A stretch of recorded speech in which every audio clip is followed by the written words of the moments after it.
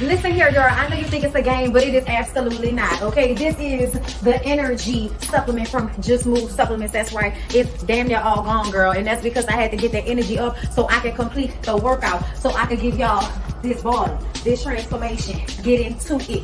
Okay, and I'm done working out now. So that's why we're moving on to the protein shakes. Oh yes, it's already in there, girl. It's already made right here. This is the mixture of the banana pudding, the chocolate cake, and the buttercream cupcake. And you really want to be fancy, you can go ahead and add that blueberry muffin if that's what you want to do, girl. But for me, it's these three right here. Okay, you put that with some almond milk, you mix it all up in honey. Okay, your muscles have gained life, new energy, agility. Get into it, okay? Just Move Supplements. Thank you very much. Hold up, Chief. Okay, don't forget about that TLC NutriBurst to get that multivitamin probably because we all need a little extra. And child, if you want that sea moss that go down smooth, don't come up rough, okay? Get into the TLC Nautica sea moss. Yes, get that from me. And child, if your stomach hurt and you need to move some things around so you can be free, okay, go ahead and get that ISOT down below in the description box. Get it all from me. Come on in, come on in, come on in, not come on in, not come. Sorry, y'all know I'm weird, whatever. Hey everybody, what's up? It's your girl BondyBlue. So let's go ahead. Hey everybody, what's up? It's your girl BondyBlue. Okay, follow me on Instagram and let's get into the video, right? Hey everybody, what's going on? Happy Tuesday, right? It's a Tuesday. We're going up on a Tuesday. Okay, I was trying to make sure I got no makeup on my face. No lipstick on my chin. That's what it looked like. Fucking lipstick. Anyway, hey everybody. Girl listens. Hi. Oh my God. Hey CC Freak. Haven't seen you in a minute, love. How you been? So can I tell y'all, can I be honest with y'all? Can I be honest? I told y'all last season that I didn't want to review this show again. And I meant that shit. And I still feel that way. I really don't want to review this show. I don't even really care like that. You know what I'm saying? But it was the first episode. It's my birthday month. I need the extra money. So I was just kind of like, okay, we'll do it then. So, Basketball Wives, season 1078. Okay, let's get into it. Um, First of all, when I first saw how many people from previous seasons they were bringing on the cast, it made me feel like they have nothing to talk about. They don't have anything going on, but they want to bring everybody back. Hold up, y'all, my chill. Okay, they want to bring everybody back. Okay, because it's the pandemic, paid a pretty damn penny, and we need the money. Okay, everybody needs the money. Malaysia needs the money. Jackie don't need the money. Jackie just like being here. All the other girls, they need the money. Okay, we here because motherfuckers need the money. Okay, listen, it's funny. May is the best birthday month, ain't it though? Gemini season.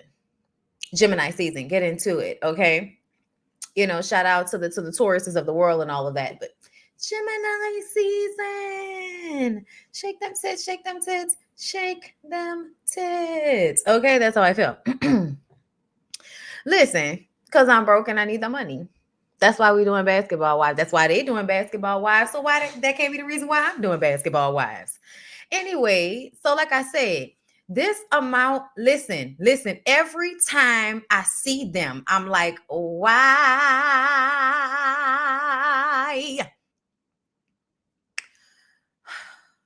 Yeah, the coffee is all on my tongue. I'm sorry.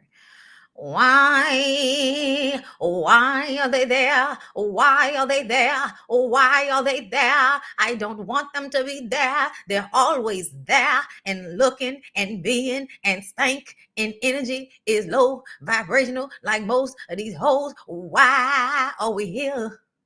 Why, Lord, are they here? I don't know. It's but you know what though, I feel like this is it. I was looking at it and I was like, you know what, as much as I don't want to do this may be a good opportunity to have conversations about how some of you don't know how to handle conflict. Okay, because Brandy and Malaysia do not know how to handle conflict. I don't know what they thought they was doing this episode. Brandy, I don't know who you thought you was talking to. Okay, but Brandy, you got a real messed up way of getting your point across. You really do talk down to people. I don't know if you have not seen yourself on television, my girl, but I was watching you. And if I was Malaysia, I wouldn't have had any conversation for you at all. I probably wouldn't have wanted to talk to you at all. I would have felt like there's nothing for us to talk about because you don't know how to talk to me. Still in today.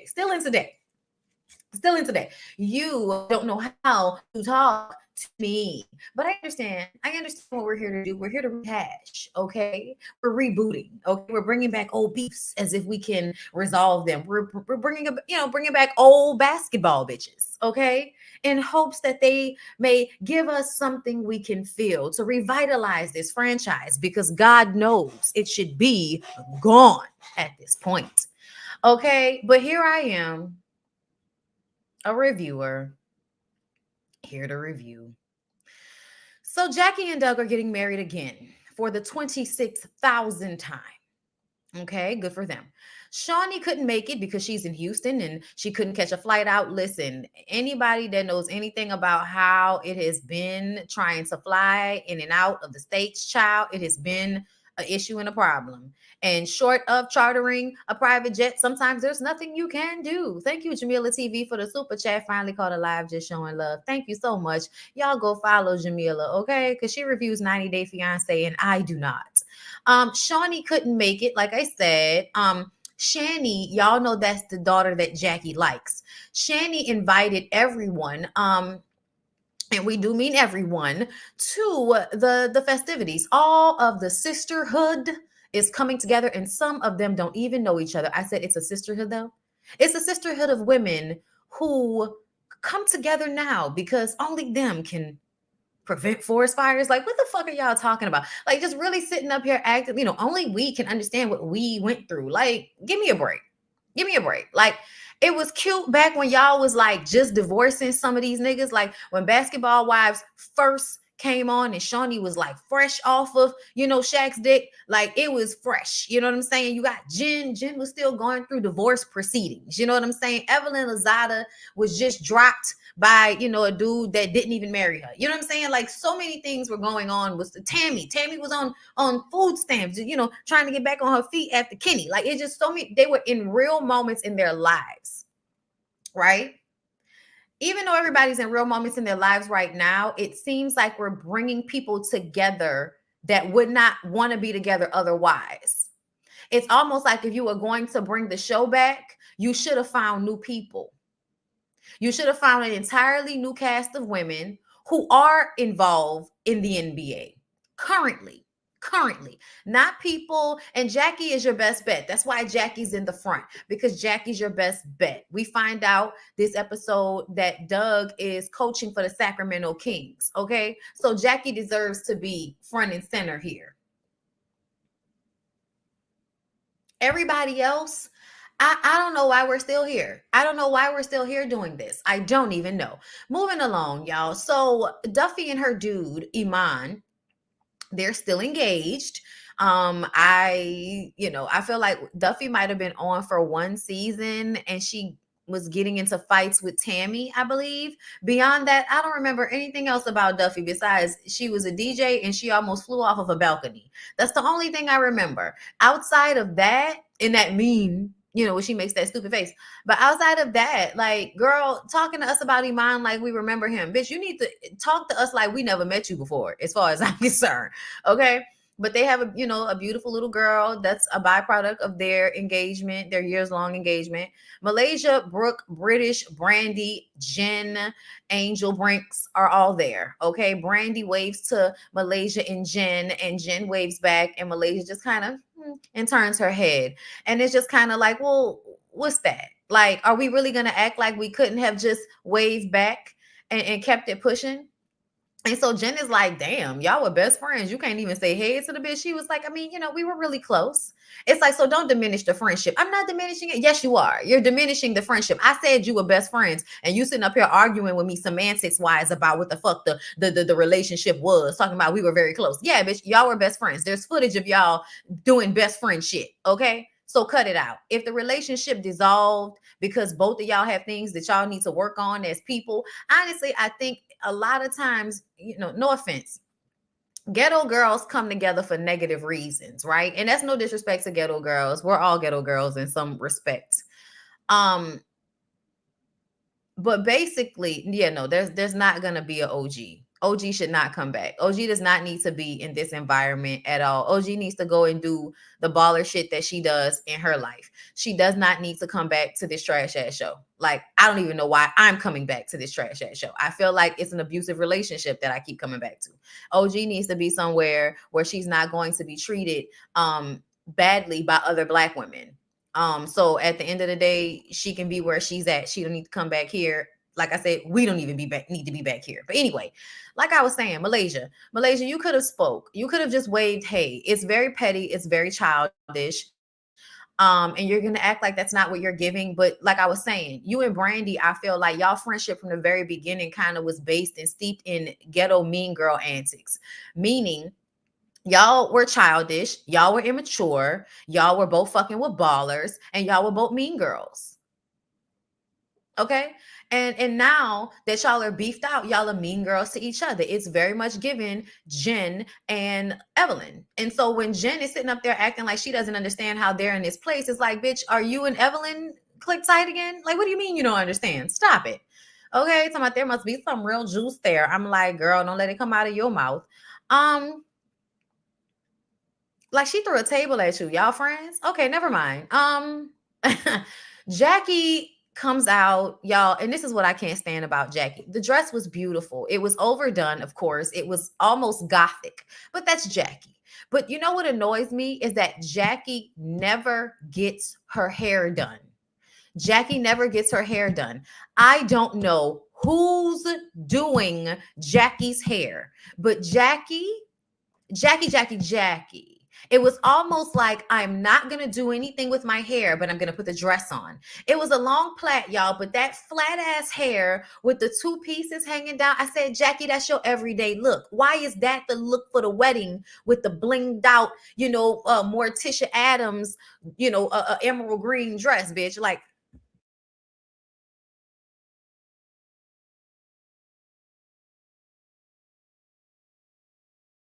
okay, sorry, I had to sneeze. But yeah, so I was looking at her like, what is this? Like, Jackie, there's so many things that you can do with your hair, like curls, body. Like, your hair never has any body. Okay. And then I see her in a confessional with like the black wig that's covering her eyes with like a few like pieces of color in it. And it's like, Jackie, no, I actually just saw somebody do that very beautifully. And it was real hair. And it was like, yeah, my nose running. Okay, so y'all know how when you go and get your real hair done and your hair is soft and has body, it feathers, right? It feathers. You push it back, it feathers. It's layered, it feathers. Okay, it moves, it has body, it can be tossed, it's blowing in the wind, it's soft, it's moisturized, it's not feeling brittle on the ends, it's giving you life, it's shiny. Okay, this is what straight black girl hair is supposed to be giving. Okay. So when your straight black girl hair don't move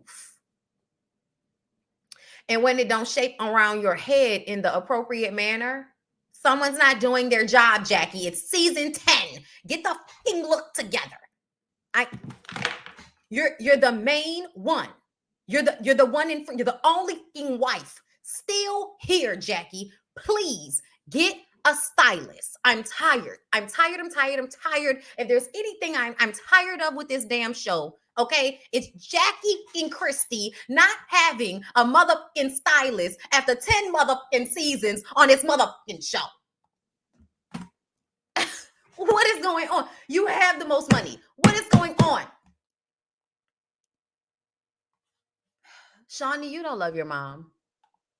Anyway, I'm being facetious. Like, don't be in my fucking comments. How can you say she doesn't love her mom? Listen, she don't care about her that much. I wouldn't have let my mama get married for the 26th time in this beautiful setting amongst all these evil ass basketball bitches and her hair stiff. No, I would not. Something ain't right. Okay, something ain't right. Y'all, my nose is running because I just finished sneezing. Somebody's gonna say something ignorant to me. I just feel it in my spirit. Okay, like I live in Louisiana, nigga. It's piling all over the place. Anyway, what else is going on? Jackie in her beautiful green dress and her stiff wig get married to Doug in his ugly hat. DJ Duffy is DJing. Her dude is behind her. Jen is being thirsty. You don't have any brothers. You don't have any cousins. No, he doesn't. Not for you. Not for you. Angel tells the girls about Rock. They have an announcement. We'll get to it. Brandy feels a way that Malaysia is not speaking to her. So she goes over to Malaysia. She's like, what's up? And she's like, what's up? Like, I don't want to do this. And it's like nice, nasty. But see, y'all, there are times when being nice, nasty works. And that's when it's nice, nasty with honesty. There are times when you're being nice, nasty, and you're deflecting. You're being nice, nasty, and you're being disingenuous. And I feel like Malaysia is nice, nasty, disingenuous. You have a problem. You're feeling away. Your energy is mad stank. And what Malaysia doesn't seem to understand, is that if your energy is going to be stank, stay home. Yeah, everybody's thick as fuck this season because nobody is a child and they've all gotten surgery. For the most part, not all, but for the most part. For the most part, they've all gotten surgery and all of them are upwards to their 40s and 50s, meaning that real woman weight has settled on top of surgery body. So that's where we are with it. Yeah, but it's a lot of big ass hard titties in my face. I'm not even gonna say, like, I was just like, Brooke, are they moving? Like, what's happening? They look like they hurt. Like, whenever the titties are sitting there And listen, you can call my real titty saggy all day. That is perfectly fine. I don't give a fuck. At the end of the day, I need them not to look like rocks on my chest. Okay? I need them to move. Okay? Like they have you know what I'm saying? And they be acting like it was giving wet. It was giving wet. But I'm gonna let it go. I'm gonna let it go because who am I? What am I? Nothing. Okay? Nothing. It's saggy titties, look, whatever, because they're gonna call me a hater. You know what I'm saying? And I was just making a visual observation about hard titties that I saw. But whatever. Malaysia and Brandy.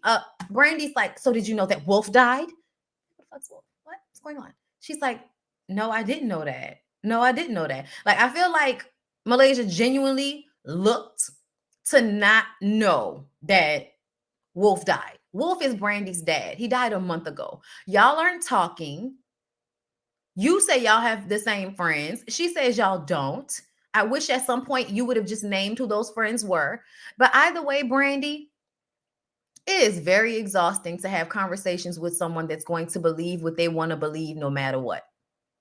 That shit is extremely exhausting. I wouldn't even have time to have conversations with a person like Brandy. Brandy, you don't hear what I say anyway. So what's the point in me even having a conversation with you?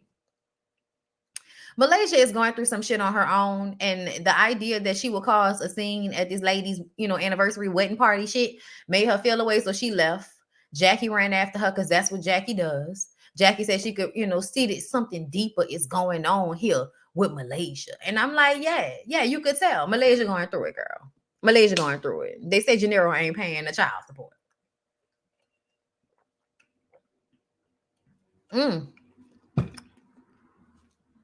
You know what they do? I mean, listen. Y'all saw my review on Waiting to Exhale. Y'all saw that Now That We're Grown, Waiting to Exhale review. What you think these hoes did? I'm just saying, what you think they did? What y'all think they did?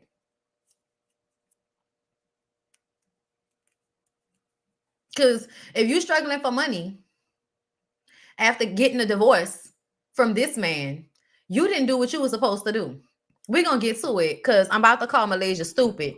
But we're going to get to it in a minute, but not yet. Hold up. So Jackie and Shawnee meet up and talk about her new preacher man. He's so wonderful. It's easy to love him and be with him. Listen, I'm happy for Shawnee. Shawnee, had a terrible relationship with Shaq. Not terrible. Y'all know what I mean. He dogged her out. You know what I'm saying? He dogged her out. He's now taking accountability for that. And as an old man, realizing that he should have done better so that he would not have lost the woman that had all of those damn children for him and made so many sacrifices and what, it was what he needed and all of that. But at the end of the day, Shawnee needed to go and be the entity that she's become all on her own. So they are now in different parts of their life. But I'm not going to put it out there like that. But the shit I heard about Shawnee and the preacher guy that she's about to get married to, I mean, word on the street is that she was friends with him and his wife. That his wife came down there to the church and put it on blast. That, their relationship may have happened before he was separated from his wife. And she said, look, Shawnee said when she knew, she knew. And I was like, so did you know when he was still married? Did you know then? Is that when you knew? Because that's what they saying out there. They saying that you went after the lady husband, that you was hanging around them and seeking, help from him, in a preacher way. And then boom, bow, pow, you're fucking a lady husband. You snuck up and through. I don't know if that's what happened, but that's what they say down to the church. That's what the church folks then told me. Okay. Now, like I said, I don't know if that's true, but y'all talking about the relationship with the nigga. So I'm gonna just go ahead and tell y'all what I heard. What is the word on the curb? Okay. So Jackie tells her about what happened at the wedding with Malaysia and Brandy and how they want to help them because their sisterhood needs to stay together. Only they can prevent the forest fires. So Angel is pregnant for Rock, the annoying ass producer from Love and Hip Hop Hollywood. I just remember how he made me feel. I don't like it. There was remember Lyrica in him, and he was acting like Lyrica Like kind of like, yeah, I did what I wanted to do with her, trying to make A1 jealous and was saying that he was doing shit with Lyrica. I don't know if y'all remember that. But it in fact made me realize that Rockstar is a bitch ass. You know what I'm saying? Like that's what it feels like. So they're pregnant. Their pregnancy was high risk because apparently her placenta could have been cancerous, but it came back benign. Either way, pregnant, has not told anyone in their family because they didn't want anybody to know. She's worried about how her mom and other people are going to feel about the pregnancy. I wonder why you so worried. We gonna see. So Malaysia FaceTimes her kids. They're with their father, Gennaro, whatever the fuck his name is. Okay, I'm sorry. They're with the daddy for the summer while she's in LA trying to get this money up. Okay, trying to come and film Basketball Wives and get this money up. All right. Brandy and Shawnee meet up. They are in a better space. People think they were still beefing from, thank you for your services. But no, they're cool. They catch up on her in Malaysia. And basically, Brandy feels like, I can't believe she wasn't there for me when my dad passed away. The relationship feels one-sided. I feel like if I'm looking back about what I can remember about Brandy and Malaysia's relationship, it always did seem one-sided. But it seemed one-sided because Brandy does the most and Malaysia doesn't do enough. You know what I'm saying? Kind of in a way of their personalities.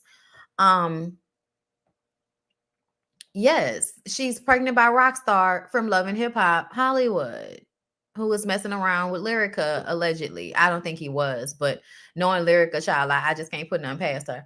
So, Jackie and Malaysia meet up. Doug is going on a road with the Sacramento Kings. So she is going to say, an old nasty goodbye to him. And she asked Malaysia how she deals with, her ex because he coaches as well. And she says he's always busy. He's always gone and he's not paying child support. She gets real emotional about that. And this is when I get mad. She was like, I don't even want to go back to the courts. And she was like, you know what? And this is what Jackie tells her. And you know what? It will almost hurt more if you would just be like, you know what? You're their father and you want to come and get them, but I don't even need you. I don't even need you to help me. When are y'all going to stop being so stupid? When are y'all going to stop letting these niggas convince you that being easier for them is what you should do for you? If you don't go to court and get your child support from that raggedy ass, don't listen to Jackie. Jackie, you don't have that situation to be in. But let me tell you something. That makes me feel like Malaysia. I don't know what you was doing during the divorce, but you wasn't doing what you was supposed to be doing for you to be living this hard right now. Because see, you look like a woman that's trying to hold her shit together. And the fact of the matter is, you shouldn't even have to be in that situation. And that tells me that y'all have not learned from the white women. And y'all should be ashamed of yourselves. Let me tell you something. Y'all be trying to be nice to these men. Y'all be trying to, be amicable. Stop it. Stop trying to be amicable with these men because they are not thinking about you. They are not doing anything with you in mind. They don't care that you're struggling. Once you and them are no longer together, it's almost like they want you to suffer because you don't want to be with them anymore. So helping you in any way is not what they're going to do. Yeah, he's going to take his kids over the summer. That's cute. But for the rest of the 9 months of the fucking year, you are solely responsible for those children. He's not paying child support and you don't want to go back to court. And you got Jackie Christie's married to the same nigga for 45 years ass telling you not to take him to court for the rest of that child support because it would hurt him more if you didn't. And you're going to sit there and struggle. Y'all gonna stop being nice to these niggas. Stop. Please stop. Once you've made an effort to be amicable and they spit in your face by not giving you your damn money like they don't know you need it, stop being nice. Go for what exactly is owed to you. If he owes you child support, go to court. Get those fucking wages garnished. I'm not playing with y'all with this. I don't know where y'all get this shit from. that, oh, let me be easy and let me struggle so I don't have to upset the ignorant nigga that I didn't had kids with, that now feels like because we're no longer in a relationship, he doesn't have to do his fair part in helping take care of these children, whether they are with him or not. They're always your kids, whether they are in your custody or not, they are always your kids.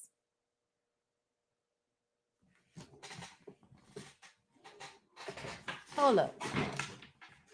Get the hell off that car. What's wrong with you?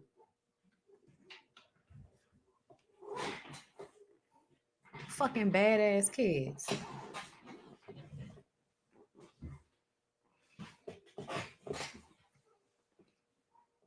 Might have to go over there one more time and tell them to stop jumping on that fucking car. Anyway, oh my God, these kids are bad. Let me see. What are y'all saying? Why cry and complain about child support, but then refuse to go to court? He's voluntarily not paying. So let the court make him pay. That's money for the kids' lives. Jackie's delusional. Yeah, she is. Girl would have been at the courthouse. The fuck? No. No, my children will get their just dues like tithes in church. Pass the envelope, ninja. Okay. Black women always pacify black men. Yeah, they do. And that's some stupid. Malaysia, don't listen to Wacky Jackie.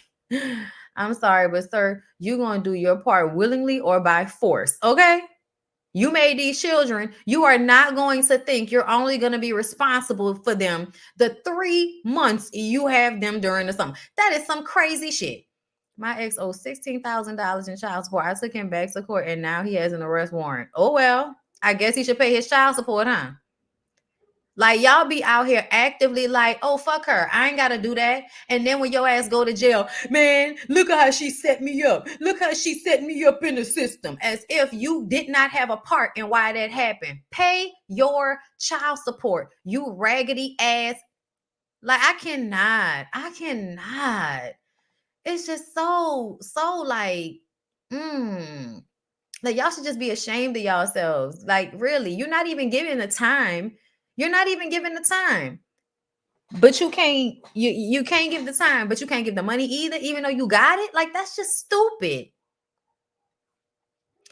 Listen, I'm not trying to drag you, but I'm letting y'all know just how dumb that is. Please stop it. Please stop it. Because these niggas be trying to play on y'all intelligence and they play on y'all emotions so that they don't have to do what they need to do. Stop that shit. Stop that shit, bro. Say, mine owe me $35,000. I'm on the phone every week about my money. That shit is crazy. That shit is crazy. And then y'all think y'all shouldn't get, like, what are you free for? If you're not even paying for your children to live, you shouldn't be free. What's your point of being out here? If you're not taking care of your children, what's your point of being out here? Let me know. Exactly what are you doing in life besides walking around being a fuck nigga? Let me know. Okay.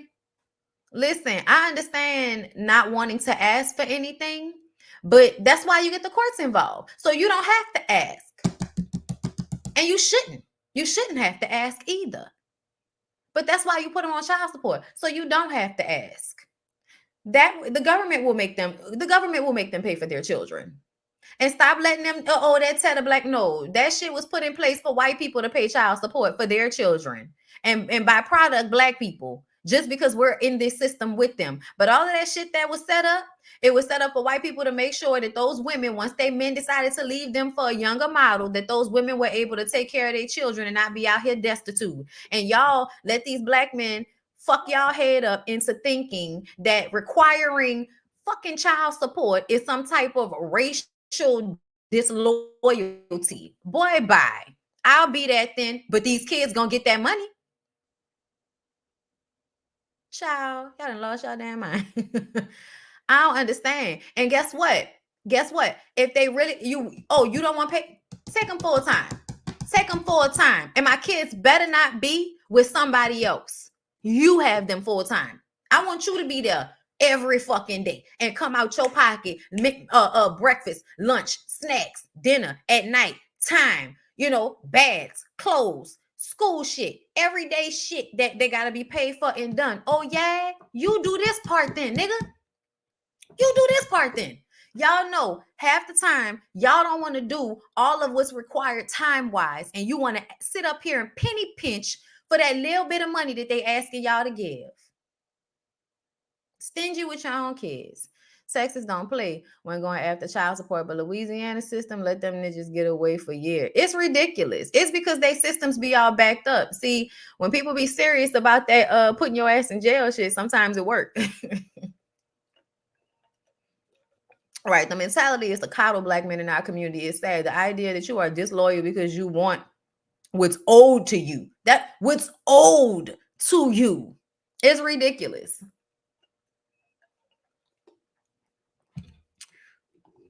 Letting your kids suffer or go without because the inconvenience for him is not a badge of honor. It is not.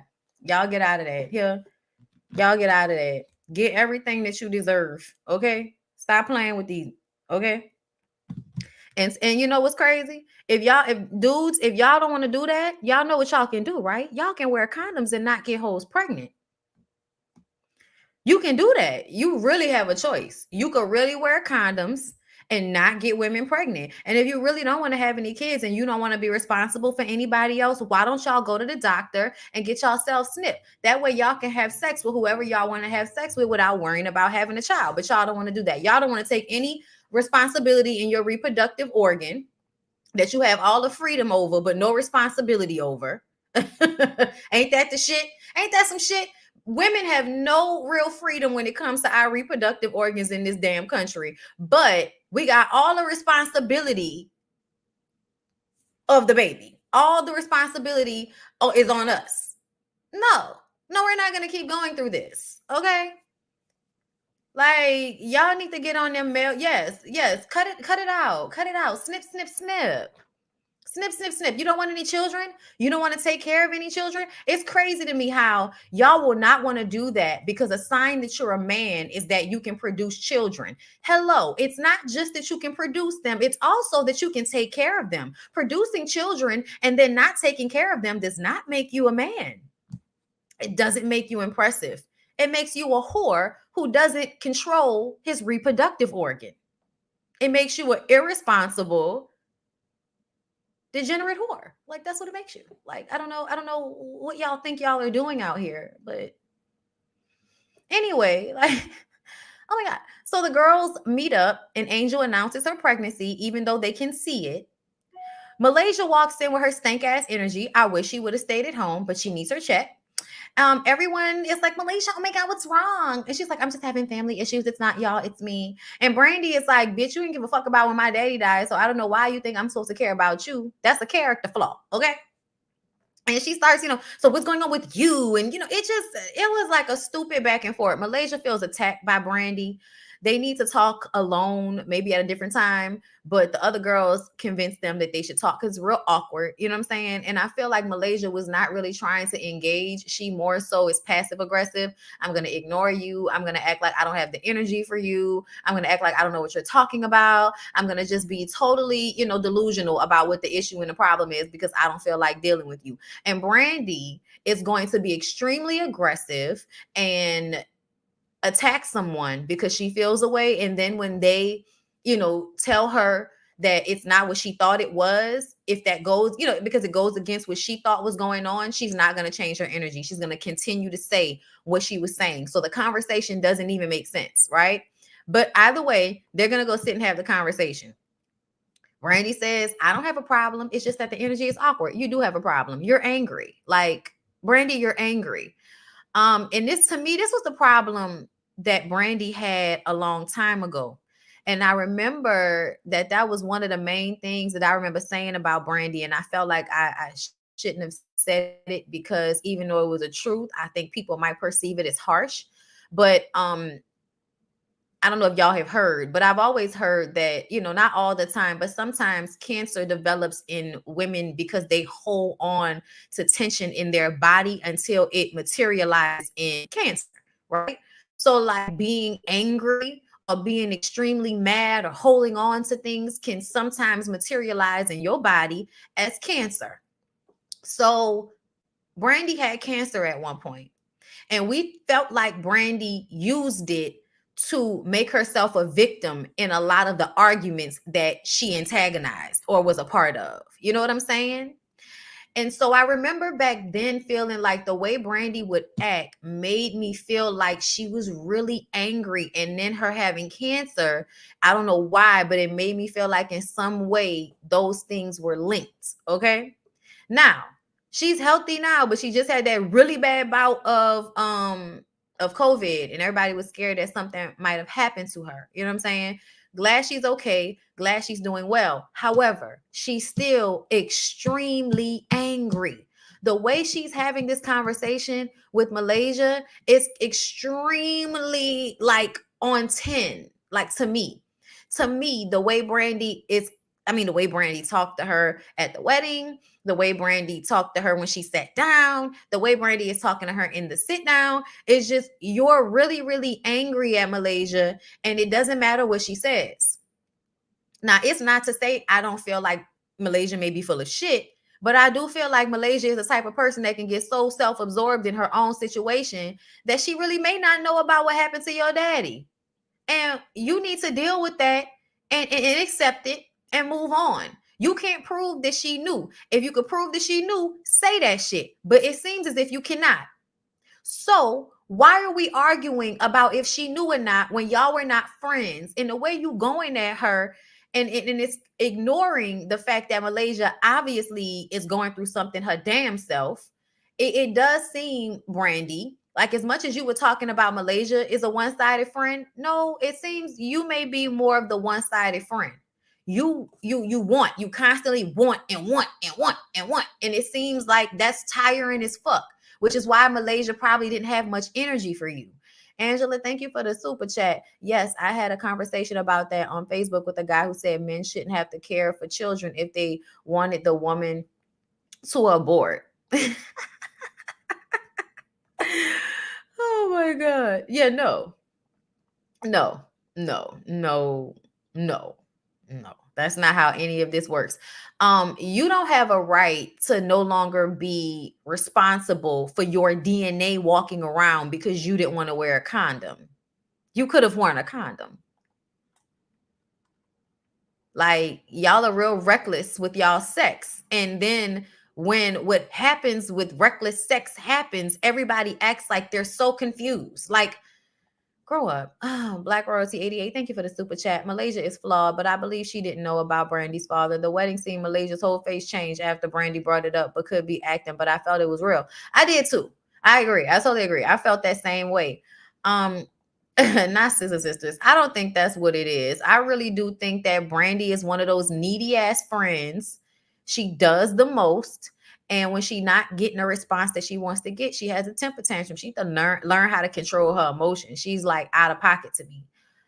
Just jumping in, but Brandy was given destiny. Yeah, it felt that way too. Brandy wasn't doing the checking in. She was expecting from Malaysia, be the friend you want. I know that's right. Extremely reckless with the semen. Y'all are reckless with y'all semen, and then y'all want women to like bear the brunt of that all the time. And because both people have responsibility in the sex, you want her to make the decision that you want her to make so life is easier for you. But if you really cared that much, you should have been wearing a condom or not having sex with someone who you possibly did not want to procreate with, because sex equals procreation a lot of the time. Stop being stupid. That's a fact of life. Brandy seems like my sister, very needy for my attention, but will close off when I need the same attention she requires. Come on now. Brandy weaponizing having cancer. I remember her doing that in the season. She was, yes, exactly. She did that. I don't a baby if I know I won't have a 2-parent. Yeah, like nobody should want a child if they can't at least attempt to provide, you know what I'm saying, stability. In a way that it's not just one person. Not to say, people do whatever the fuck they want to. If you got a village, great. You know what I'm saying? Because there's a lot of single women with money that got friends and family members that can help them raise children. But most people's situation is women out here having children by niggas that feel like they shouldn't have to be responsible for those children because they wanted you to abort the baby. Like, shut up. To me, she did look shocked. Brandy's the same person. Brandy is so mad and angry about her husband cheating on her that that mean energy surrounds her all the time. Like, girl, get over it. It's been 3 years, had nothing to do with her dad. Like, girl, it's crazy that they won't let women. It is. Brandy has misplaced anger. She does. I don't want a baby if I know. Yeah, I got what she was saying, boo. Reckless with the seed. Brandy and May May were not that close before the show. They teamed up for the show. Malaysia denied being best friends. Girl, well, that's not what we saw in the show. That's why I said when I get in my 30s, if I don't have children already, I'm getting yeah, you out here being reckless with the seed, bro. Okay. You ain't gotta get snipped. Just wear a condom. Brandy needs therapy. Brandy does need therapy. It's too much going on, like too much anger, too much upset about another person. Girl, get your life together. Everybody gather yourself. Calm down. But yeah, if y'all want me to come back next week, I guess I will.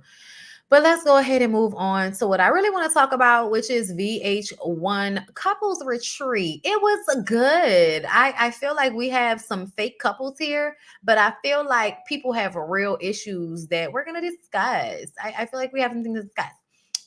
Okay, so y'all go ahead and like the video for me.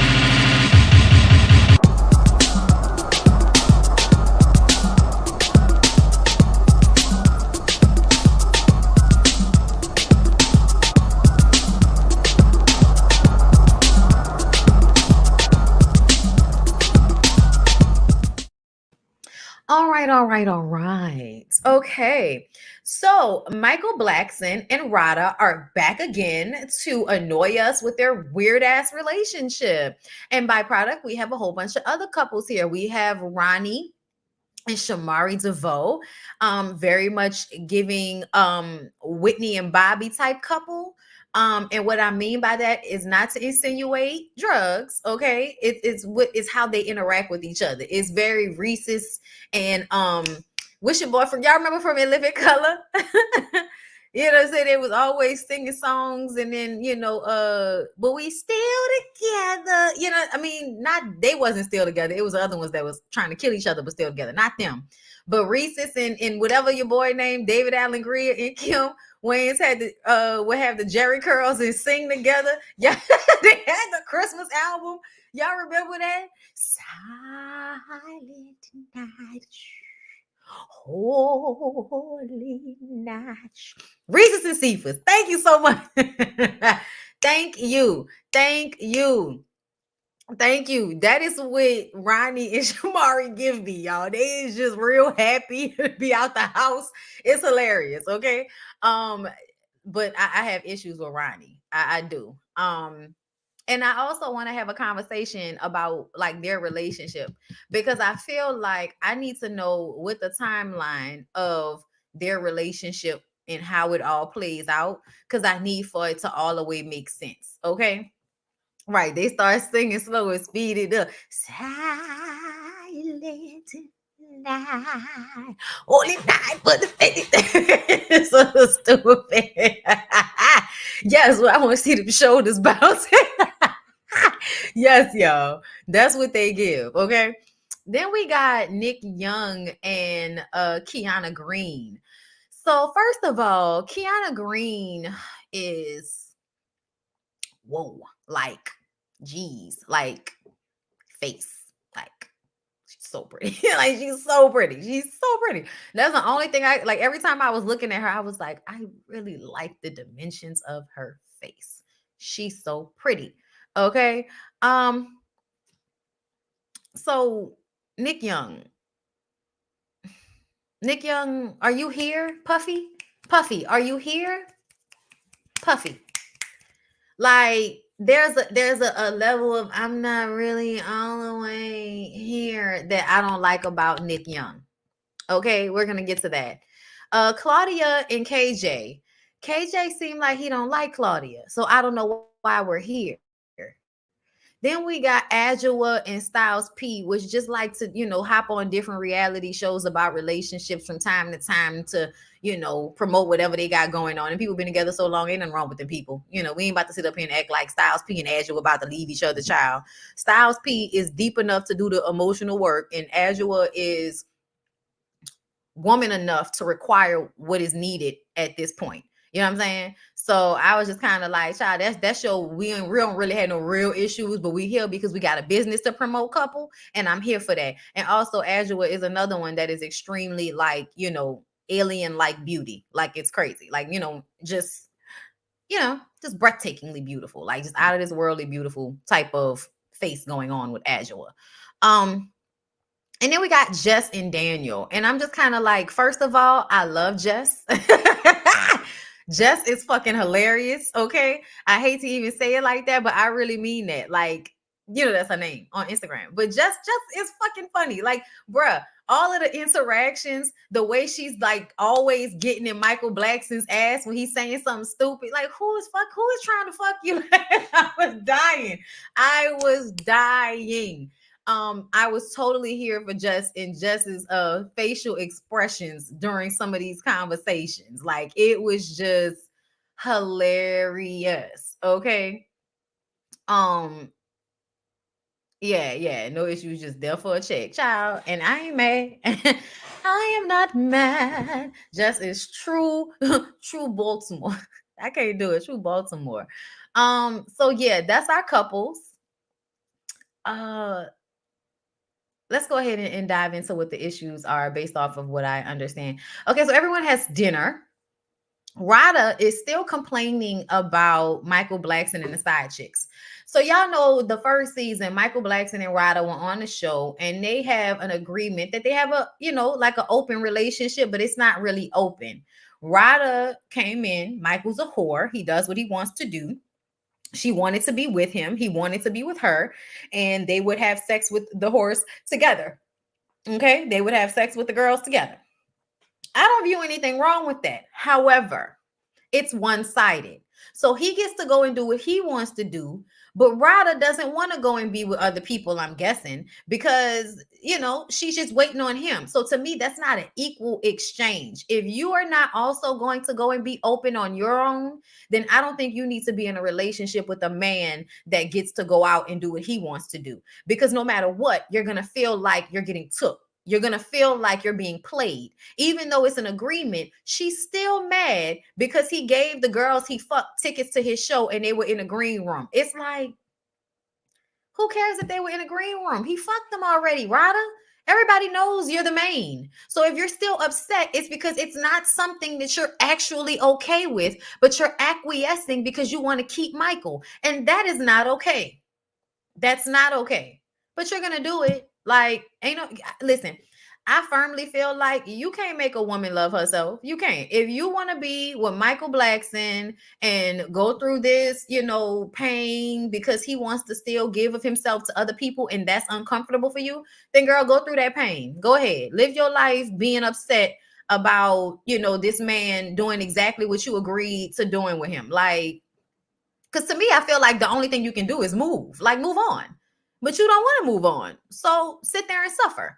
That's basically what he tells you. That's what other men are going to tell you. And as a woman, I'm going to tell you the same thing. Go ahead and sit there and suffer with your dumb ass. Okay? Because to me, if you really want to do it, then you need to go and do your thing sometimes too when he goes and does his thing. That way it can be equal and you don't feel like you're not getting what you need. Because obviously you need something and Michael isn't providing it. So maybe if you figured out what it was that you needed and went and found somebody else that can give you that, then you can do you and he can do him and y'all can still be the main ones to each other. But he's not going to want to do that, right? He's not going to want to do that. He's not going to want to share you, but you got to share him. And that's why it's not going to work. And you need to just go and find you a man that wants to be in a monogamous relationship with you, or at least hide his bitches better, which is really what she was sitting up there asking for. Okay. Rada and Michael I don't see them getting married. She's not okay with him and his side chicks because I would be having my side dudes too. The fuck? Exactly. When people are really good with those situations, they just, one person is doing their thing and the other person is doing their thing. It's not all of this, bullshit that y'all are going through. Shamari keeps dragging Ronnie to these reality shows where he seems to have a blanket effect, zoned out, if you will. He does, but I also feel like the way he frames the conversation about her and the outside situation, it is starting to annoy me. Because they talked about it on Real Housewives of Atlanta. And it seemed like it happened years ago and they had gotten past it. But he was literally sitting there at the table talking about it and getting upset. And he says that, opening up their relationship almost ruined it. Because Shamari, and him were having threesomes with a woman, and Shamari kind of got attached to the woman because they probably formed a friendship and they were having sex. And that's how those things happen. And he's still upset about it, seemingly. And so this is my issue with them. Let's talk about it.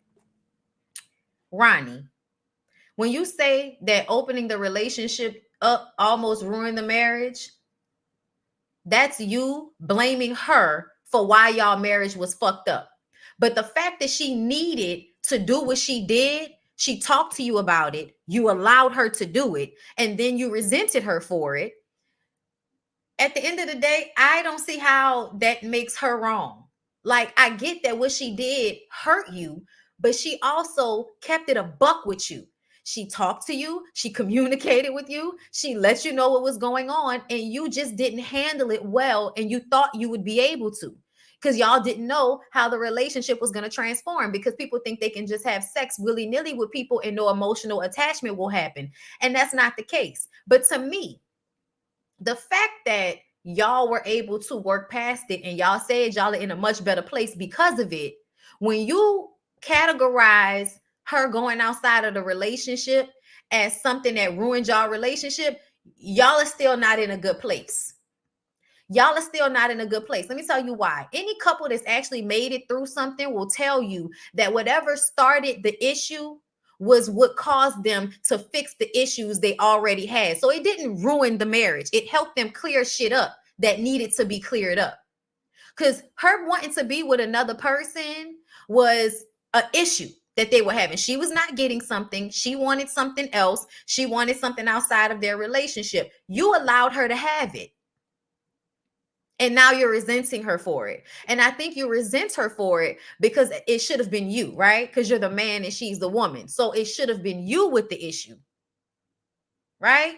It should have been you outside of the relationship and her having to deal with it. And you love her and you want to be with her. You know what I'm saying? You want to stay with her. You want to work it out. But there's a part of this that feels like you are constantly resenting her for what happened, even though y'all are staying together. And I think you punish her in little ways, which is why she keep dragging you on these shows. And y'all are not being honest about it. But I think you punish her when you feel like it. Like, why are y'all not having sex? Somehow we got 4-year-old babies and y'all got money and this nigga's always touring. So make me understand why y'all can't get babysitters and pay for people to take them children so y'all can fuck. Make me understand that. It's because he's still feeling away. And that's, listen, this is it right here. That's why I said I wanted to know the timeline. Ronnie acts like he wasn't cheating before she requested that, because he was. And that's what I'm talking about. That's what I'm talking about. Like, if you were cheating on her and you weren't being honest with her the whole time, and then y'all started having threesomes because she was honest about how she was feeling, you can't be mad at her. I know you feel a way, but pull your dick up. Because it sounds like to me, you can't even take the way she went ahead and did what she did. And what she did was still communicated to you. It wasn't behind your back. You did what you did behind her back. And you expect her to move on from it and get over it. And she go and say, well, I need this. And y'all do it together. And now, you're upset and you hold resentment. And it almost ruins your marriage. Like, did it almost ruin your marriage? Or were you cheating before? Like, let me know, y'all. I don't know if he was cheating before, but I feel like if he was, how the fuck did her situation almost ruin your marriage? Sound like your marriage already had issues, if that's what she needed. Seems like he suggested issues started with Shamari. I'd be willing to bet the relationship was already open on his end before Shamari had this relationship. Do y'all notice how Shamari like, oh, don't get mad? Almost like she don't take him too seriously, because she knows, like, nigga, if you don't, like, I'm gonna let you, because you the husband and you are the great Ronnie DeVoe, so I'm gonna let you have this. But we all know, you know what I'm saying? Thank you, Angela, for the super chat. I needed to laugh today, Bonnie. Thanks. I gotta start a meeting. I'll catch the playback. All right, love, have a good one. Thank you for that, child.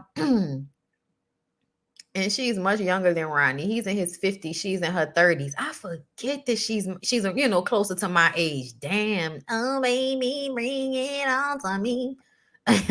They are friends with the therapist couple. Why are you going on reality TV when you practically have in-house therapy? For a check.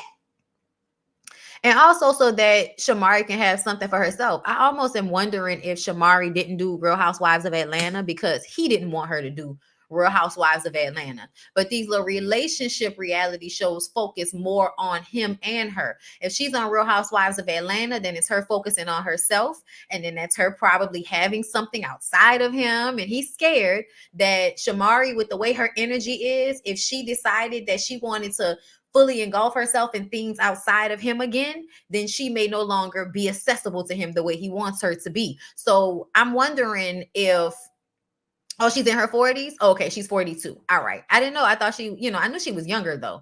But still, that's a huge age difference. That 50, 52 and 40, like that's a 12-year age difference. That's a lot. You know what I'm saying? Especially if they were together when she was younger, which they were. So I feel like he's scared that she's going to flourish and leave his old ass behind.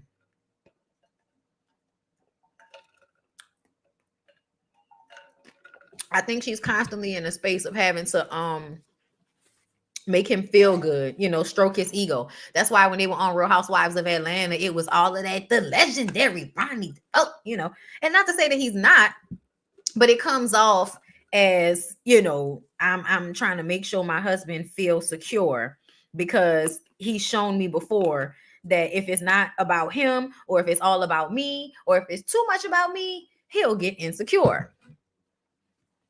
He speaks about her the same way though. What's your point? Honestly, I did not hear him speak that way about her until this episode. Did y'all really perceive him bigging her up the same way when they were on Real Housewives of Atlanta? I mean, it just seems phony. And that's what I mean. Like, it seems phony. It seems like she's doing it to reassure his ego, and he's doing it so that he doesn't come off like the bad guy. I think he resents her, but he doesn't want people to know he resents her. I think he doesn't want people to feel like he's the bad guy.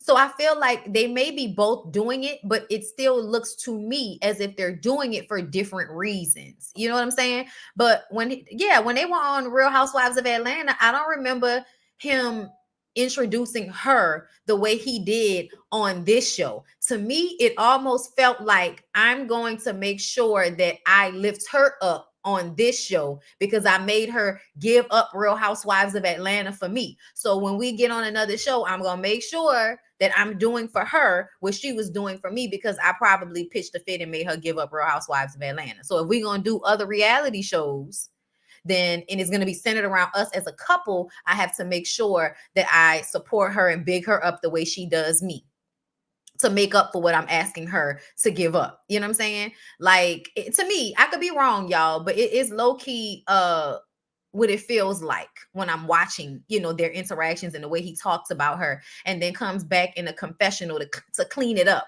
It feels like, I know that I shouldn't be mad at her, but I am. So I can't let y'all know that I'm feeling this way. I love her. I want to be with her. But she almost ruined our marriage when she went outside of our relationship, even though I allowed her to do that. It still comes back to blaming her, even though it was something y'all agreed to.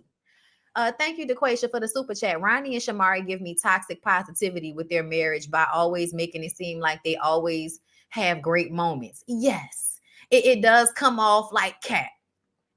It comes off like cap. I think you're on to something. I mean, listen, we'll see. Only time will tell. This is just my first, feelings of what I'm seeing. But as time goes on, I'm sure we'll get a clearer picture. On Real Housewives, I remember people being upset with him for being too much involved with how she does things. I don't know. Maybe I need to go watch. No, it very much felt like he was trying to control. And I think when she would be drinking and doing things like that, I think that embarrassed him. So I feel like he felt like, no, you can't be on that show. Even though that show would have given her the independence that she has been looking for since she stopped singing with with the group, y'all, with Black. Cause like I feel like she feels like I'm my own person too. You know what I'm saying? And she went and did the other show, the singing show. That's a different type of situation as well. You know what I'm saying? He was cool with that. He can come and support her in her music thing, and he could be the supportive husband. You know what I'm saying? Like I just feel like it's intentional. The things that they're doing and how they're presenting themselves is intentional. So y'all, Jess asked Daniel, her dude, would he do a threesome? And he starts talking about how he doesn't need to do a threesome because the combination of women that he had before, oh Lord, he had the best sex of his life, before. And everybody was like, damn, nigga, we ain't ask you for all of that. Like it came off like he was trying. Claudia said it came off like he was trying to fit in with the other guys, especially Michael, who's telling everybody how he has this open situation where he can have his little side chick once a month. So, I guess the men were trying to, first of all, the famous men have already a sense of, mutual respect for the fact that we're famous and, we're popping or whatever. Men like Daniel who aren't famous, they're gonna try to do things to fit in with the famous guys, with the cool guys, and that's weak. It's a weak thing for you to feel like I'm going to say something that may embarrass my girl so that I can fit in with these men who I feel inferior to in some capacity. And I'm not saying it's this deep feeling, but that's what niggas be going through in their mind. Like it's a quick thought. It's a quick thought that gets them to the word vomit that ends up getting them fucked up with their girl later on, like Daniel did. But it's really because he needed to feel the validation of those other men. Thank you, Tammy, for the super chat. You're hurting me with this truth about Ronnie. That's why I didn't want to see them on this show. I don't want to know this much about their relationship. Oh, girl, they gonna tell you. They gonna tell you whether you want to know or not. Who y'all think gay? I think that man gay. What he said came off to me like he didn't want them to question why he isn't sexually with her. Which one? Because there are a few of them that aren't having sex on this show. Just Man was trying way too hard. Men always try to show out for each other, which is whack to me. And I think that women need to start paying attention to a man that's trying to impress another man. Like, you're weak. Like, you can be competitive with another man, but the idea that you would embarrass me or embarrass yourself so that you can, so that you can endear yourself to another dude, like, so another dude will like you, like, grow the fuck up. Like, at some point, a grown man needs to feel like a grown man no matter who he's in a room with. And you can have respect for people and admire them, but that doesn't mean that you act out of character for their approval. And that's weak for a man to do, in my opinion. Kiana asked if she did it because it was okay. So Kiana asked Rada if she agreed to the side chicks once a month, or even having the threesomes and all of that, because it was something that she was coming into, meaning that Michael's lifestyle was already what it was and he wasn't going to change it for any woman, and he doesn't have to. Society doesn't make it so that he has to. He can have women like a flavor of ice cream every day. Now, of course, he's getting older, so he wants a woman like Rada that is going to be there for him when he can't fuck these hoes anymore, because that's going to happen eventually. And he's smart enough. He knows he's going to try to lock her down, but he's also selfish with what he's asking of her. And she's stupid because she's going along with it. And I say stupid because I feel like, Rada is a woman that is old enough, beautiful enough, accomplished enough that she should have the confidence to set her boundaries and be steadfast in her boundaries. And she's not. And anytime you are doing something merely for the pleasure or for the sake of keeping a man, I think that you're selling your show. You're selling yourself extremely short for the relationship to not also factor in what you need and how you feel. You know what I'm saying? So Kiana saying that she did that for Nick Young. I mean, we already know Nick Young used to embarrass her all over the internet. Rada says that she liked it at first, but he would take it too far and it would make her feel like she wasn't enough. And here's the thing, and this is what I think Rada needs to understand about not being enough. Not enough for what, Rada? Not enough for what? That's how you know your insecurities about you and they're not about Michael, which is why you can't even really blame Michael. You know what I'm saying? you can't blame Michael for this situation. If you feel like you're not enough, it's because you don't feel like you're enough all on your own. You need to go to therapy. You need to deal with your insecurity issues. Because the truth of the matter is, Michael is not wifing any of these other women. He's not putting a ring on any of these other women's fingers. He proposed to her. They're engaged. He's in a long-term relationship with her. Everybody knows who she is. She's his main woman, even though he goes around and fucks with all of these other women. And if you agree to that and you were cool with it, then know your position and don't feel insecure in your position just because he isn't treating them like trash. Like, to me, when she was complaining about him giving them, tickets to the show and they can come to the green room, he was like, I was just being nice, because like, really coming to the green room, that's a big deal. It'd be different. She was like, you took her to lunch. She was like, I fucked her. I couldn't take her to get something to eat after I fucked her. Like, you want him to treat those women like trash, basically, like something he can just jack off into like tissue and throw away so that you can feel secure as a woman in your position in his life. He's already told you what your position in his life is. You're already in that position. So if you don't feel secure in it, that's because of you, Rada. That's not because of Michael. And if you can't deal with the relationship that Michael wants to be in, then leave him alone. It's very simple. It's very simple. Like, you can't really be mad at Michael. Like, you can't. And I just really feel like, the only thing that you can be mad about is that he would not be open to the reciprocity of this relationship being open on both ends, meaning you getting what you need in other places, just like he gets whatever he needs in other places. But if y'all are still the main people for each other, then y'all would have to work on that relationship more than you do, the little outside situations. But y'all don't want to really do it. Like, y'all don't really want to do it. Y'all don't really want to be fair and have a healthy form of an open relationship. That's not what y'all want to do. He wants to be able to be King Kong dick, fucking whoever he wants to fuck, knowing that his Asian persuasion is at the house waiting on him and, waiting there to rub his feet and whatever else that you do to make him feel like the Black King, and all of that. You're going to do all of that. And he gets to feel like the big man because he gets to do all of this with these women. He's got money and then he got you at home waiting on him, pushing your boundaries back more and more so that you can stay with him. So, I mean, if that's what you want to do, Ryder, that's on you, girl. If you feel stupid, that's because of you. And I just feel like that's more so about her. So then Kiana said that she started going to school. And now that Nick isn't playing ball anymore, she wants him to be more responsible for the children. But he told her that she needs to go get a nanny because he ain't taking care of them kids.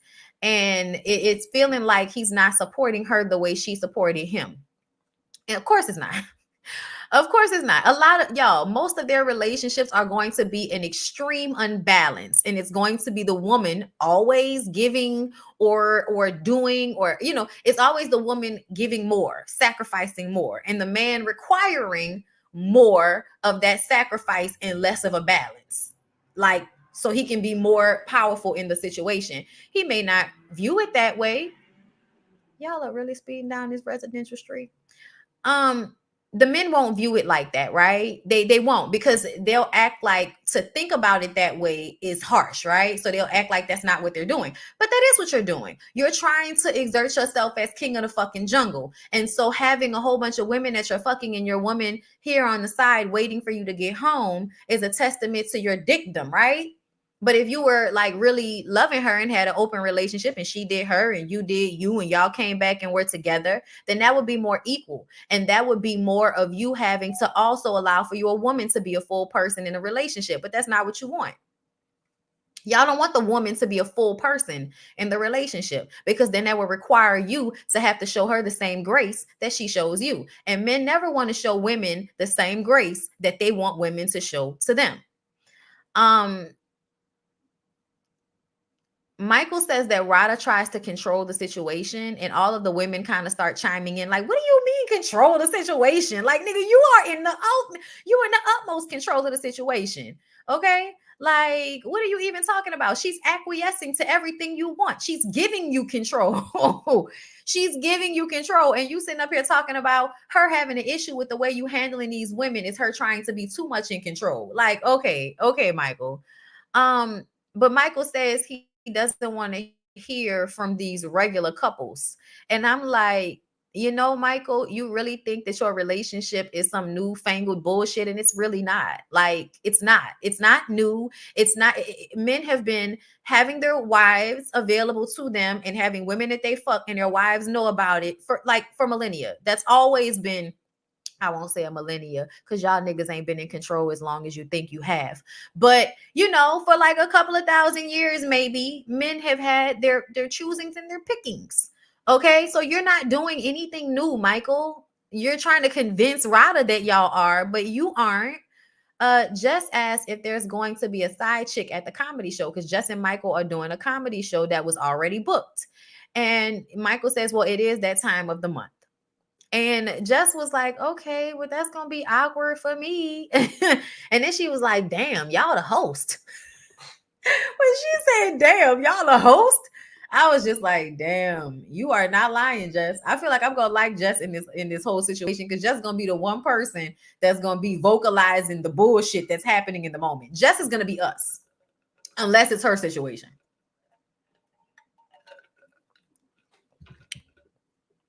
I thought he was being sarcastic when he said regular couples. I mean, I don't know. Like, I don't know what he was being sarcastic about. Like, that's what he meant. He views all the other couples as regular because their women don't agree for them to get fucked around on. His woman agrees to it. So his relationship is not, regular, the men ego of it all is so absurd. It's ridiculous. So John Sally and AJ Johnson show themselves, all right? And they show the social media presentation of everyone. Michael Blackson says that when he saw that picture of him and Rada where he looking scared behind her, like he don't really want to be there, and she looking all happy, a perfect depiction of their relationship. Him looking perplexed and her looking like a fool, happy and in bliss. Ignorant bliss. He says he feels bad about the side chicks when he was looking at the picture, and AJ Johnson said enough to stop, and it's a no. So yeah, okay. But he's like, I don't know why she keep getting so upset about this. I'm not about to replace her. You know what I'm saying? And I'm like, you need to let that lady go, but you're not gonna do that because you're selfish. Ronnie says they were on the brink of divorce because there was a picture of Ronnie and Shamari and the marriage counselors that helped them get on a good foot. Those marriage counselors helped them get back on track after, they were on the brink of divorce after her situation. I really do feel like Shamari be over there like, I'm gonna just let him say what he want to say. Like almost laughing at him. Like, I'm gonna just let him say what he want to say. But they're there for intimacy. Styles P and Adjua have 5 successful juice bars together, and they need to find the intimacy outside of work. KJ and Claudia. KJ said that Claudia is his assistant or his secretary. It was some shit, his servant. He called her his servant. I'm sure he was being facetious, which is why I didn't even think to mention it. But that their relationship is going to be a point of contention, I can tell. But KJ and Claudia need more date nights, more intimacy. This is all shit that y'all could schedule, but okay. KJ, no, sorry. Jess and Daniel, he isn't affectionate. She's affectionate. He doesn't, rebuff her, but he's not affectionate towards her, which makes her feel like he's not that into her. You know what I'm saying? So Nick and Kiana, they posted a Valentine's Day picture, and he was like, he feel like it's on some fugazi shit. It's on Cat. And it's Cat because he feels like they're not having sex. They're not in a good place. So even though he wants people to know they're together, they're still not in a good place. And she gets emotional because she's like, it's hard, you know what I'm saying? To act like it's hard to have a good time. It reminded me of what was going on with Drew and her husband. And we're going to talk about Real Housewives of Atlanta after this video at 2:00. But yeah, with the Drew, it reminded me of Drew and her dude because basically y'all want the women to just have fun and forget about the pain that they're in because of the issues that they're having in a relationship. Y'all just want them to shut up and have a good time and not, express that they're hurting in the relationship. And so she says that she feels like something is missing and it's always a lot of arguing. I'm like, what's missing is the emotional and mental connection. That's what's missing. He is not there. It's obvious. Like, I don't even know if he has the capacity. She says she feels like deep down they're always battling something and she starts to cry. And in the confessional, it was the first time I feel like he showed any compassion to her. He held her hand and he was like, I didn't know, that you felt that way. You know what I'm saying? And I was just kind of like, okay, so maybe he's not the worst, but I still feel like their relationship, I don't know if they need to be trying to fix it. Like, I don't know. Cause sometimes I feel like these dudes really just want to be with these women because these women are so like, you know, the women benefit them. The women do for them. The women love them. The women are beautiful. They take care of their kids. Like the women are a huge resource and a benefit to them. But the way Nick was like, I work so much and I play ball and now I just want to relax. It's like, but that's not life, nigga. That's not life. Why do you think that you get to work and tap out on the life portion? And that's what a lot of you men do. A lot of you men think that because you have a woman, all you have to do is work. And especially if you provide to a large scale, you feel like you don't have to do anything in the household. You don't have to help in the household. All you have to do is just be there. And it's like, yeah, no, that's not good enough. That's not good enough. It's not.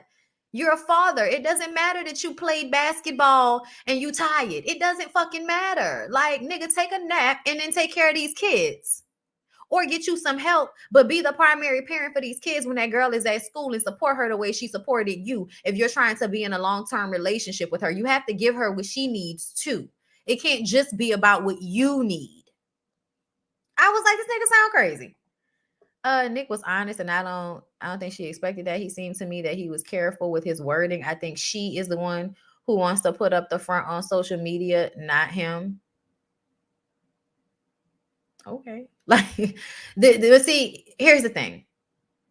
What you're misunderstanding with this comment is that this is not about who's fronting on social media. Like, that's not the point. They're both fronting on social media because they're not in a happy relationship, and the picture shows them as being happy. It's a frontation on both parts.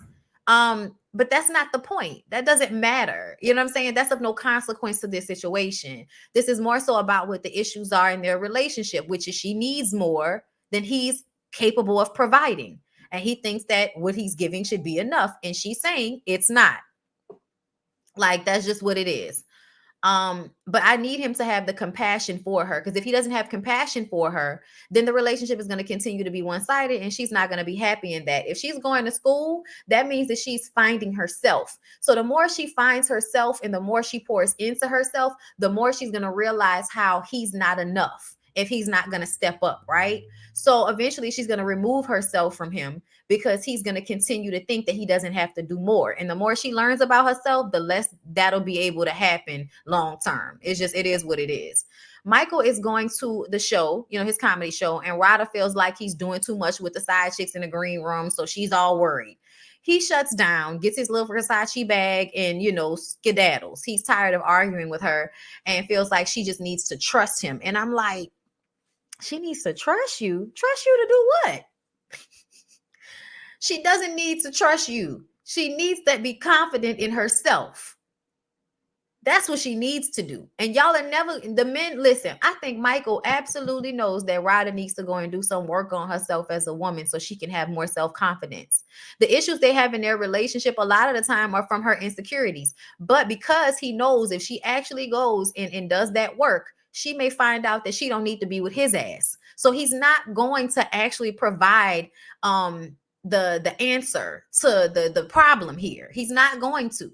The actual answer to the problem would be for Ryder to go and get help for herself and to pour into herself so she can feel better about whatever type of relationship she and Michael agree to be in, right? But he's not going to do that because for him, if she goes and works on herself, she might realize she doesn't need him.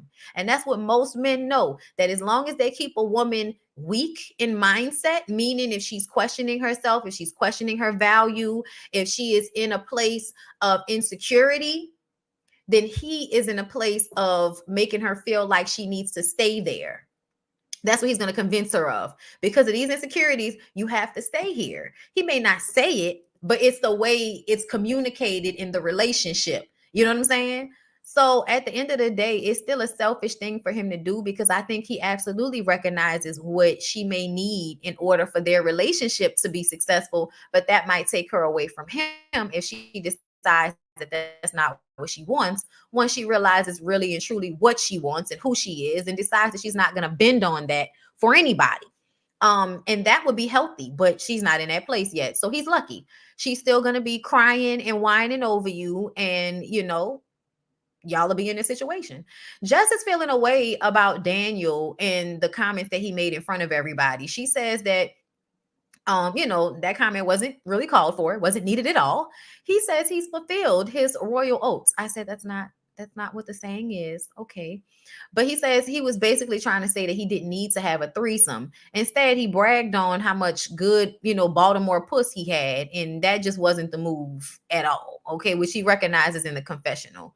Just asked how he feels about Ryder and Michael. And this is when Daniel tells on himself. Daniel says they have a good agreement, and women are indoctrinated to think about marriage as the end all be all.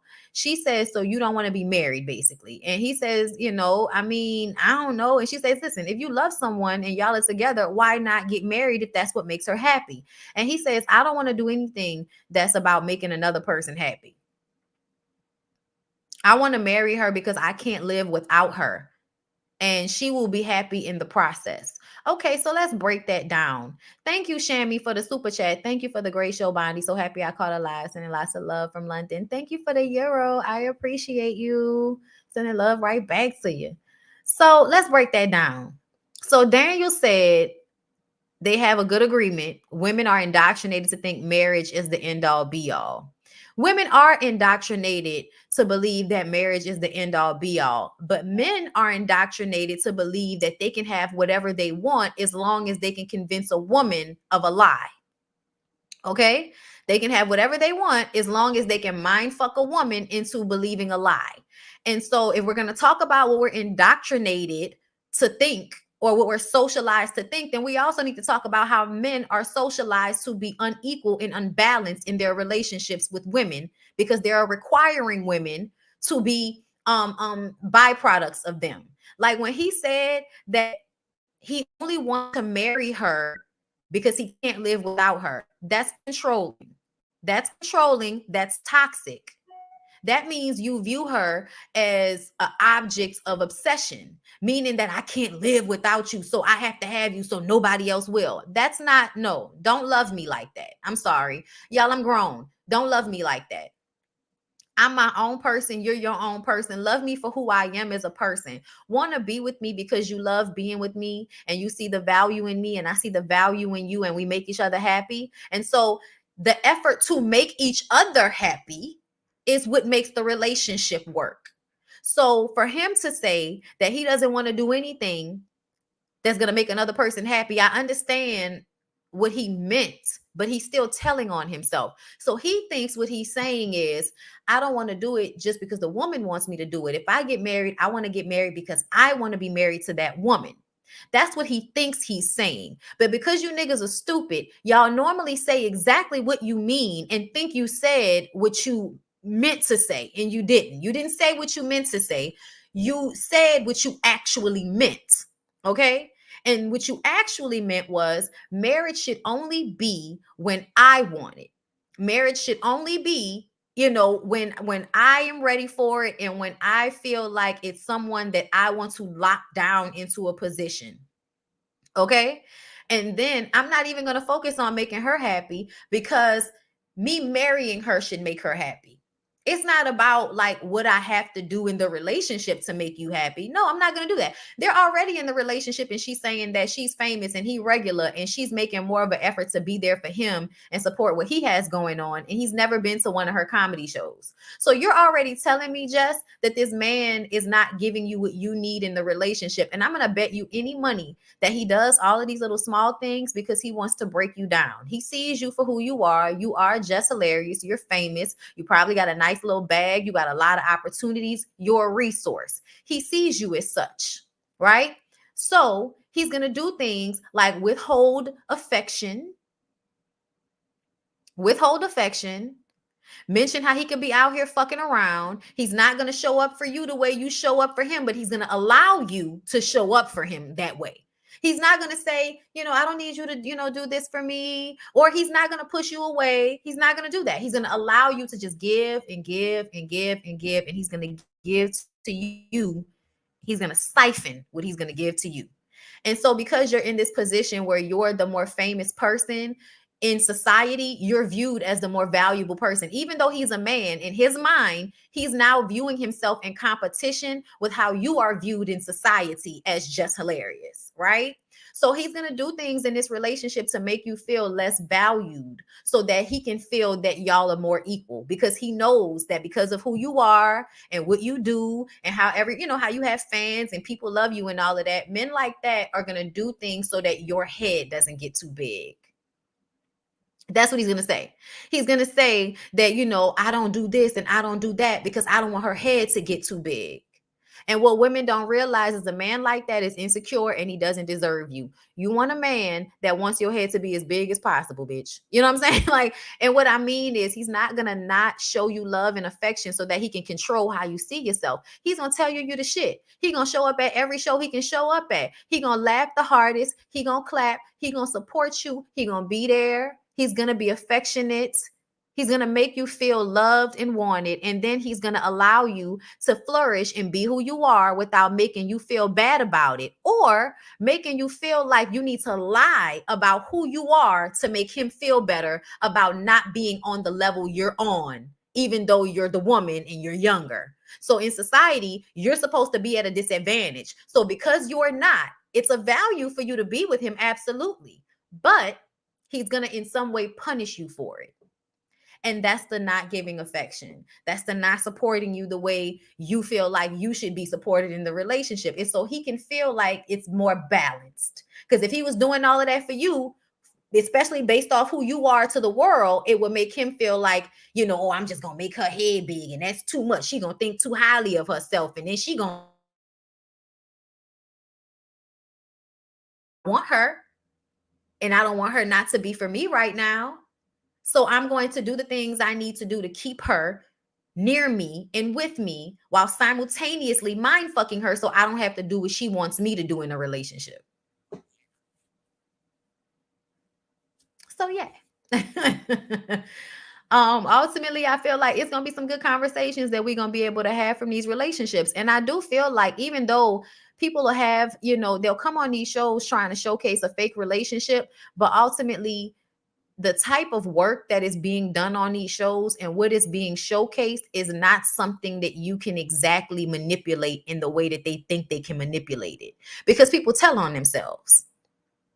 People tell on themselves all over the place. So they really, they really think that they're, I'm presenting something like Rich and Mariah Lynn on Marriage Boot Camp. They're not really together like that. We know that.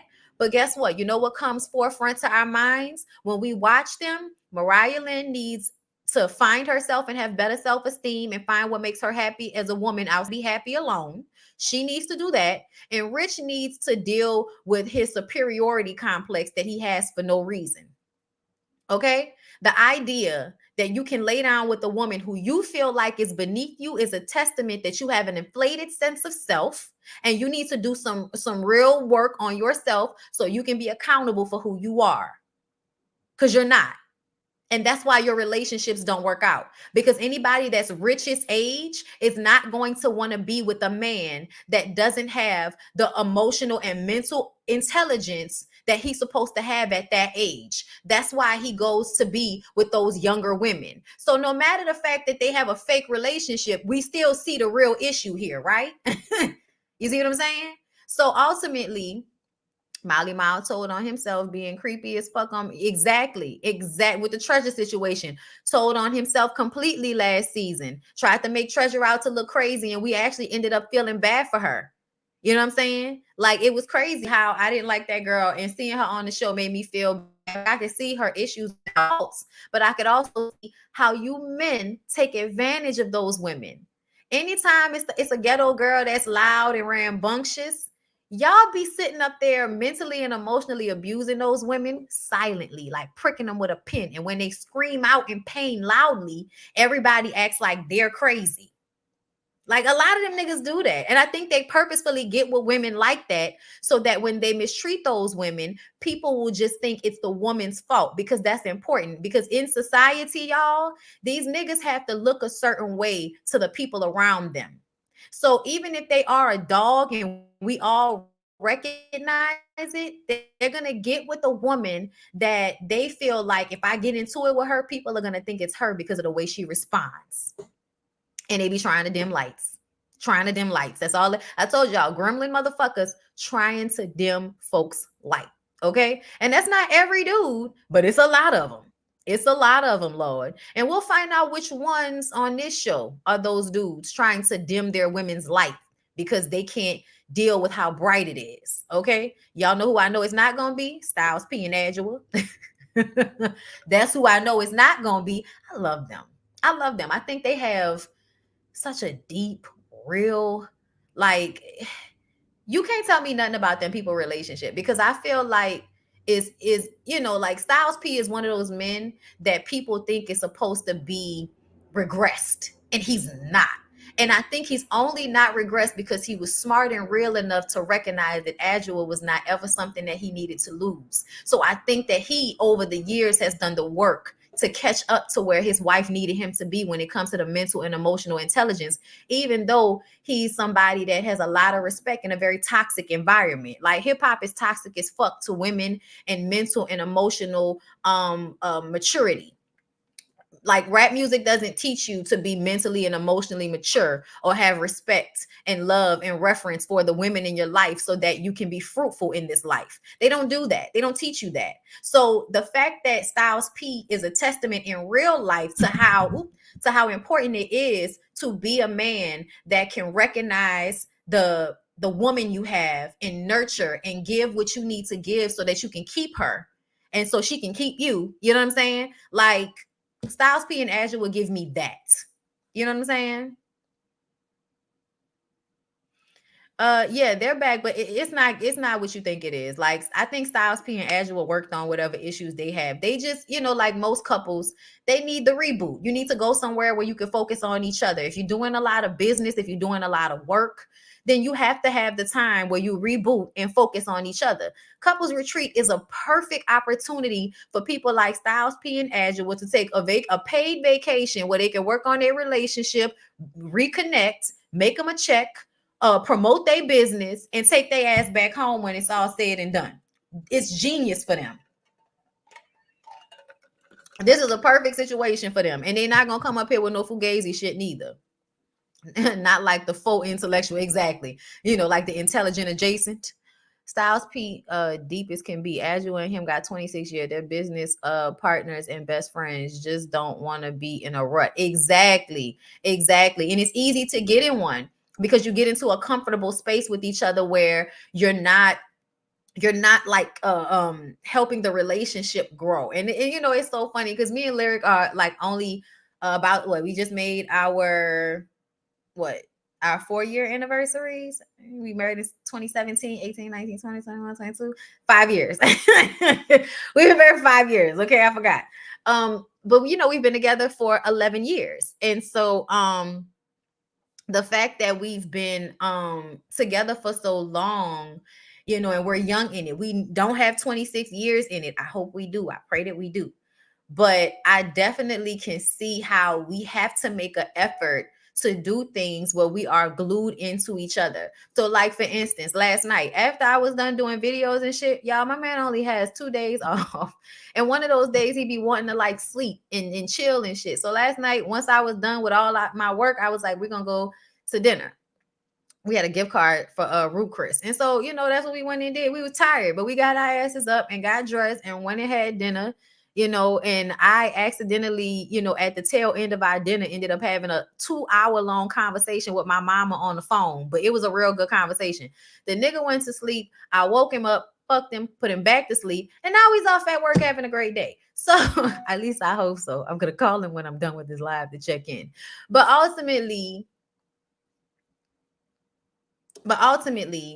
um, there has to be an effort. There has to be a thought and an effort to do those types of things so that your relationship doesn't get in a rut, because it's gonna do that from time to time. Like, the shit is not easy. A lot of marriage, and when they lose a child, I think the fact that they want to share that with the world is beautiful. They're saving, man, the fact that they can show you that they can stay together after that, like, and then to be successful in business together, it means that their relationship is not just a trauma bond.